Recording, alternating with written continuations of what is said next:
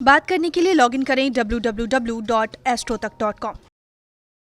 सर्वे भवन्तु सुखिनः, सर्वे सन्तु निरामया, सर्वे भद्राणि पश्यन्तु, मां कश्चित् दुर्भाग भवेत्। एस्ट्रो तक के सभी दर्शकों को मेरा हार्दिक नमस्कार। मैं हूं ज्योतिषाचार्य रजत शर्मा। दर्शकों, पौराणिक कथाओं में और हमारे सनातन धर्म में दान का बहुत बड़ा महत्व है।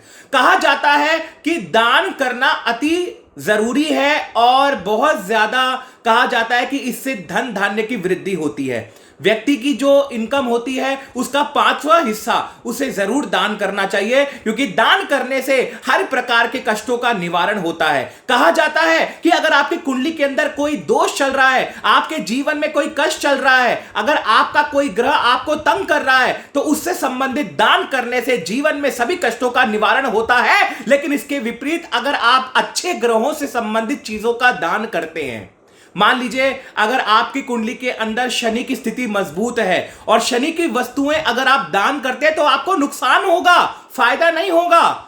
जो ग्रह आपका मजबूत होता है उसका कभी दान नहीं करना चाहिए। इसके विपरीत जो ग्रह आपका कमजोर होता है उससे संबंधित दान करने से हर प्रकार से आपको उसके कष्टों से मुक्ति मिलेगी और जीवन में हर प्रकार के संकट आपके दूर होंगे। ऐसा मेरा मानना है, ऐसा मेरा विश्वास है। इस वीडियो के माध्यम से हम लोग आपको 3 ऐसी चीजों के बारे में बताएंगे जिनके कभी भी दान नहीं करना चाहिए। इन 3 चीजों को अगर आप दान करते हैं तो आपके घर में गरीबी आ जाएगी, आपके घर में दरिद्रता आ जाएगी, आपके घर में कंगाली आ जाएगी। तो इस वीडियो को पूरा देखिएगा, आपको बहुत अच्छी और इंपॉर्टेंट जानकारी सुनने और समझने को मिलेगी, यह मैं आपसे कहना चाहूंगा। दर्शकों, मैंने जैसा बताया कि दान का बहुत बड़ा महत्व होता है। सबसे पहले तो यह होता है कि देखिए, दान जो है वो देना भी किसको चाहिए। कोई ऐसा सुपात्र हो जिसको जरूरत हो, उसको दान देने से आपको दान लगेगा। अगर आपके दान की किसी का जरूरत ना हो तो उसे अगर आप दान करते हैं तो कभी भी आपको उस दान का फायदा नहीं मिलेगा।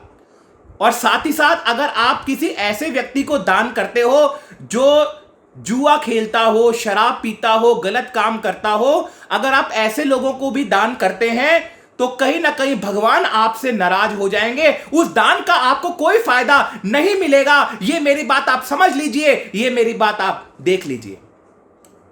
तो कृपया करके दान, कहते हैं ना कि दान करने के लिए भी सुपात्र जो है वो देखना पड़ता है। पुराने जमाने में क्या होता था कि जो साधु संत होते थे वो बड़े सिद्ध पुरुष होते थे।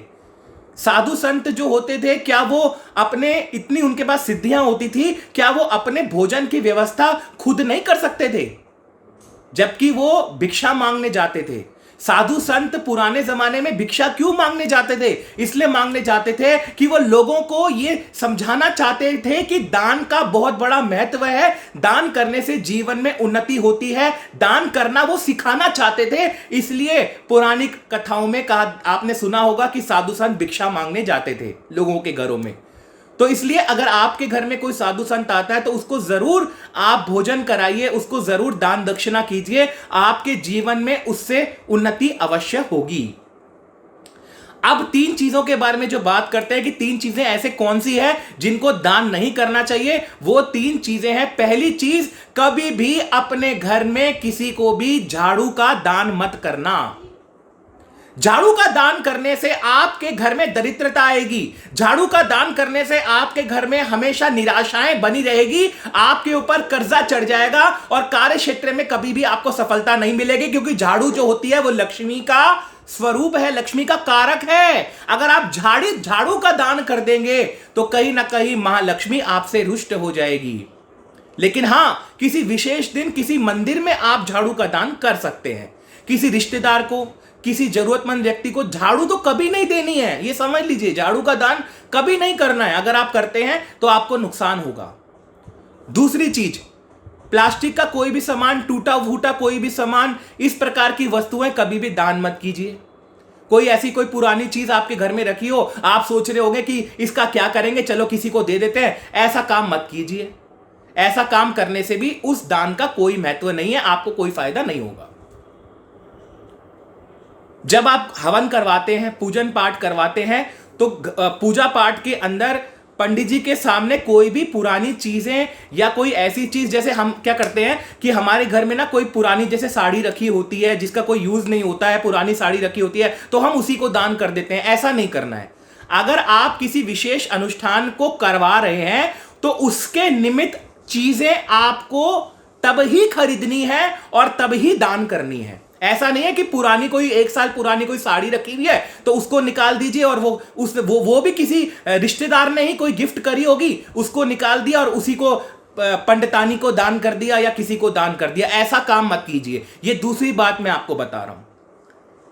कोई भी इंपॉर्टेंट अनुष्ठान करवाते घर में, कोई मांगलिक कार्य करवाते घर में, तो उस समय अगर आप दान धर्म कर रहे हैं तो उसी समय खरीदिए और उसी समय दान कीजिए। पुरानी चीज कोई भी दान मत कीजिए। प्लास्टिक की चीज बिल्कुल दान मत कीजिए। इस चीज का ध्यान रखें, क्योंकि दरिद्रता आती है, नेगेटिविटी आती है, उस दान का कोई फायदा नहीं है, उल्टा भगवान आपसे नाराज हो जाएंगे। अब तीसरी बात करते हैं। तीसरा दान कौन सा होता है जो नहीं करना चाहिए? कभी भी किसी को गणेश जी की मूर्ति आप मत दीजिए।